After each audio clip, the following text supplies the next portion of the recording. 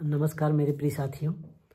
आज आपके समक्ष चलते चलते कुछ अच्छी बातें करने आया हूं। तो मैं एक बात ये बता दूं कि जो भी एग्ज़ाम लगा हुआ है, अभी नई वैकेंसी केवीएस और एनबीएस की आई है, जिसमें आप लोग धैर्य के साथ फॉर्म डालेंगे। और आइए आज एक टॉपिक शुरू करते हैं, रिपोर्टाज।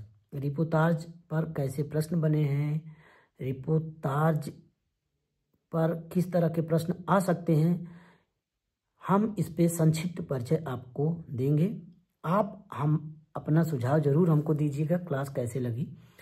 तो रिपोर्टाज किस भाषा का शब्द है, रिपोर्टाज का अर्थ क्या होता है, और रिपोर्टाज का जो पृष्ठभूमि है वो क्यों तैयार की गई, उसका उद्देश्य क्या है, इस सब पे थोड़ा सा चर्चा कर लेते हैं। तो रिपोर्टाज अगर बात करें तो अंग्रेजी शब्द रिपोर्ट REPORT का समानार्थी फ्रांसीसी शब्द है, जो इसी रूप में ग्रहण कर लिया गया है। यहाँ पर अगर आप देखें एक प्रश्न बनता है, रिपोर्टाज कैसा शब्द है, फ्रांसीसी शब्द है, और जो हिंदी में ग्रहण कर लिया है रिपोर्टाज नाम से। अंग्रेजी में रिपोर्ट है लेकिन हिंदी में रिपोर्टाज है। किस भाषा का शब्द है, फ्रांसीसी भाषा का शब्द है। यहाँ से प्रश्न बनता है, थोड़ा सा इसकी परिभाषा जानते हैं। फ्रांस में यह शब्द अंग्रेजी के रिपोर्ट शब्द के आधार पर द्वितीय विश्व युद्ध के समय बनाया गया। इसे हिंदी में ज्यों का त्यों ग्रहण कर लिया गया। फ्रांस से आया, फ्रांसीसी शब्द है, हिंदी में ज्यों का त्यों ग्रहण कर लिया गया है। रिपोर्टाज लिखने का अगर उद्देश्य देखिए तो लिखने का उद्देश्य यह है कि एक सजीव अनुभव, किसी भी घटना का एक सजीव अनुभव आपके समक्ष प्रस्तुत किया जाता है। इसी प्रकार हिंदी साहित्य कोश के अनुसार रिपोर्ट का कलात्मक एवं साहित्यिक रूप रिपोर्टाज है। फिर से देखिए, रिपोर्ट का कलात्मक एवं साहित्यिक रूप ही रिपोर्टाज है। याद कैसे किया जाए जी, अगर रिपोर्ट का कलात्मक बात करें तो हिंदी साहित्य कोश। इस तरह से अगर आप देखें तो रिपोर्टाज जहां मानवीय संवेदनाओं को अत्यंत महत्वपूर्ण देता है, वहीं घटनाओं को, उसके रंग रूप स्वभाव को भी अपने अंदर समाहित करता है। तो रिपोर्टाज की कहीं न कहीं आंखों देखा वर्णन होता है, किंतु कभी कभी अप्रत्यक्ष रूप में भी उसका वर्णन किया जाता है।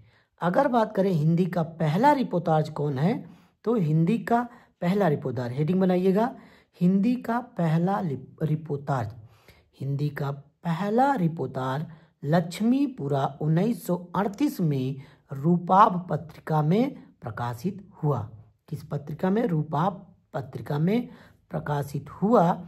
इसी तरह इसके लेखक शिवदान सिंह चौहान हैं।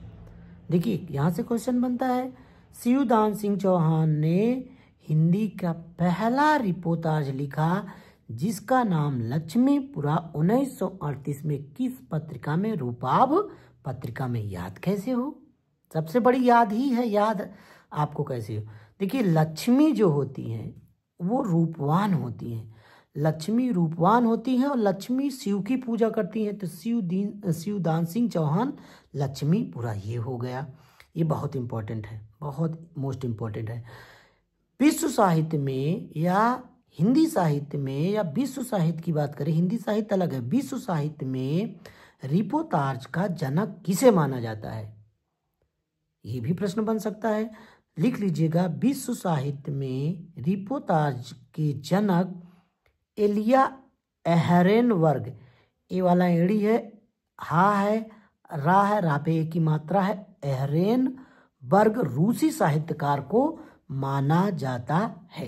देखिए हिंदी में शिवदान सिंह चौहान है, और अगर बोले विश्व साहित्य में या सबसे पहला रिपोर्टाज विश्व में किसे माना जाता है, रिपोर्टाज के रूप में किसे माना जाता है, तो आप कह सकते हैं एलिया एहरेनबर्ग को, क्योंकि वो रूस की थी। यहाँ पर विश्व साहित्य के रिपोर्टाज के जनक रूस के हैं, लेकिन और शब्द कैसा है, फ्रांसीसी है। यहाँ समझिएगा, रूस दे सकता है ऑप्शन में और आप गलत कर देंगे।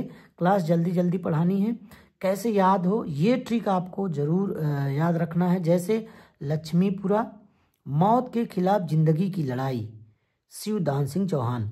लक्ष्मी मौत के लिए लड़ रही हैं, लक्ष्मी मौत के लिए लड़ रही हैं, तो लक्ष्मीपुरा मौत के खिलाफ जिंदगी की लड़ाई, शिवदान सिंह चौहान।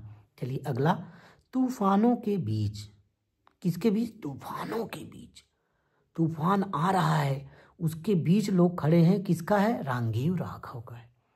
तूफानों के बीच रांगेय राघव 1941 ईस्वी में बंगाल के अकाल पर आधारित विशाल भारत में एवं हंस पत्रिका में प्रकाशित हुआ।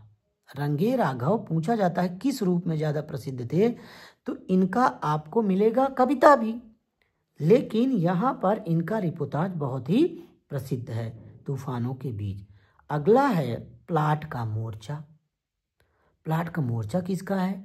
प्लाट का मोर्चा शमशेर बहादुर सिंह का है। जो प्लाट पे रहते हैं वो शेर होते हैं, जैसे देखो प्लाट के लिए लड़ाई झगड़ा हो जाता है, तो शमशेर बहादुर सिंह, प्लाट का मोर्चा। अगला है पहाड़ों में प्रेममय जीवन, पहाड़ों में प्रेममय संगीत। पहाड़ों में प्रेममय संगीत है उपेंद्र नाथ आस्क का। उपेंद्र नाथ आस्क का पहाड़ों में प्रेममय संगीत। चलिए आगे, पेरिस के नोट्स। पेरिस, देखिए पेरिस में जाके डॉक्टर राम कुमार वर्मा ने रिपोर्टाज लिखा, याद करने का वो है। तो अगर पूछ ले पेरिस के नोट्स, तो डॉक्टर राम कुमार वर्मा, ठीक है। पेरिस के नोट्स डॉक्टर राम कुमार वर्मा। क्रांति करते हुए आदमी को देखना, क्रांति करते हुए आदमी को देखना, कमलेश्वर, बहुत इंपॉर्टेंट है। देखिए सब लोग क्या करते हैं?